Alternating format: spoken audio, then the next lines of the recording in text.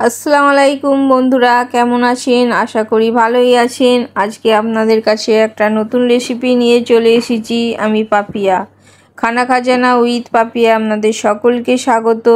চলুন বন্ধুরা, বেশি না দেরি করে রেসিপিটা শুরু করা যাক। তার আগে বলছি, রেসিপিটা ভালো লাগলে লাইক করবেন, সাবস্ক্রাইব করবেন, অবশ্যই কেমন লাগলো কমেন্ট করে জানাবেন।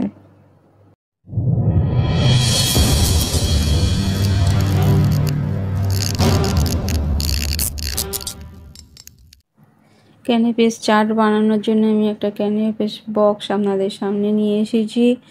আমি এটা অনলাইন দিয়ে বুকিং করে নিয়ে এসেছি। আপনারা অনলাইন থেকেও নিতে পারেন, শপিং মল থেকেও নিতে পারেন।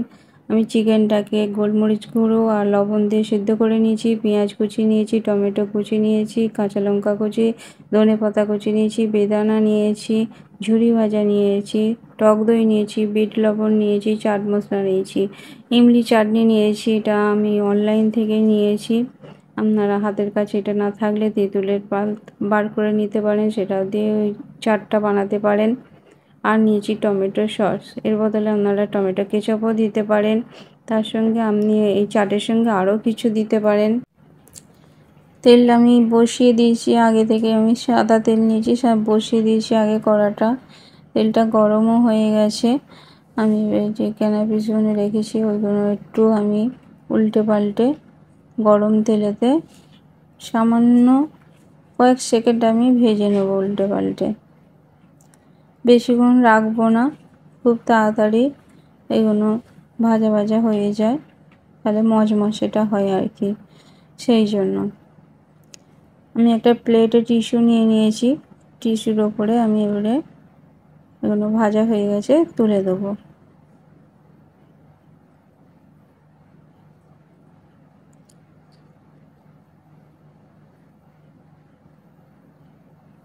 আমি অফ ক্যামেরাতে আরও বানিয়ে নিয়েছি, এটা ক্যামেরার সামনে সামান্য কটা আমি বানিয়েছি। আমি এবারে চাটটা বানিয়ে নিচ্ছি। চিকেন দিয়ে দিচ্ছি, যেরকম চিকেন আপনারা খাবেন সেরকম দেবেন।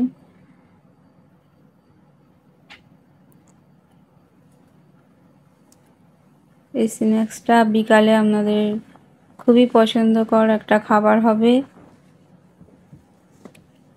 পেঁয়াজ কুচি দিয়ে দিচ্ছি। পেঁয়াজটাকে আমি একদম কিমার মতন ছোট ছোট করে কুচিয়ে নিয়েছি। টমেটো কিমার মতন কুচিয়ে নিয়েছি, টমেটো দিয়ে দিলাম। গেস্টদের সামনে আপনারা এইভাবে পরিবেশন করলে গেস্টরা খুবই খুশি হবে। কাঁচা লঙ্কা দিচ্ছি, যেরকম আপনারা ঝাল পছন্দ করবেন সেরকম দেবেন। আমি এখানে একটা দুটো করে কাঁচা লঙ্কা কুচিটা দিয়েছি। বিট লবণ দিয়ে দিলাম খুব সামান্য সামান্য। এই চাটটা এতটাই মানে সুন্দর লাগে, দেখার মতো লাগে। টক দই দিয়ে দিলাম।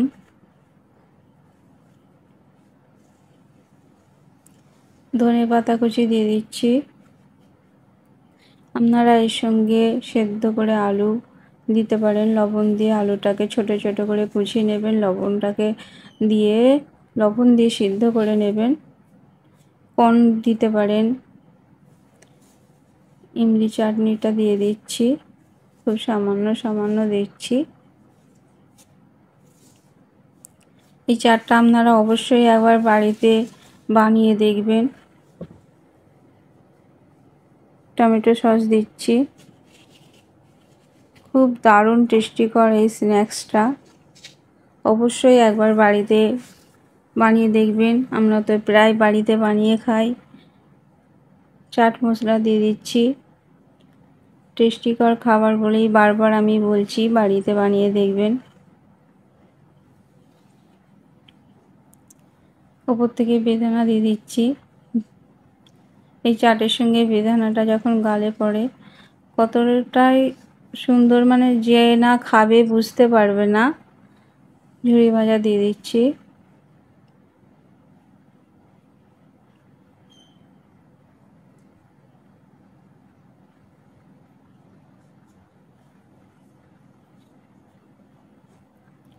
ওপর থেকে আবার একটা করে ধনেপাতা সামান্য, খুব সামান্য সামান্য গার্নিশ করে দিচ্ছি। চাটটা পুরো রেডি হয়ে গেছে। কতই না সুন্দর লাগছে, দেখতেই পাচ্ছেন বন্ধুরা, কি দারুণ লাগছে না? এরকম করে বাড়িতে পরিবেশন করবেন গেস্টরা আসলে। কত সুন্দর লাগছে দেখুন, দেখলেই খেতে ইচ্ছা করবে। তাহলে বন্ধুরা আজকের মতো রেসিপিটা এতটাই। রেসিপিটা কেমন লাগলো কমেন্ট করে জানাবেন। আবার কোনো নতুন রেসিপি নিয়ে চলে আসবো আমি পাপিয়া। আজকের মতো এতটাই। সবাই ভালো থাকুন, সুস্থ থাকুন। Bye bye. Thanks for watching.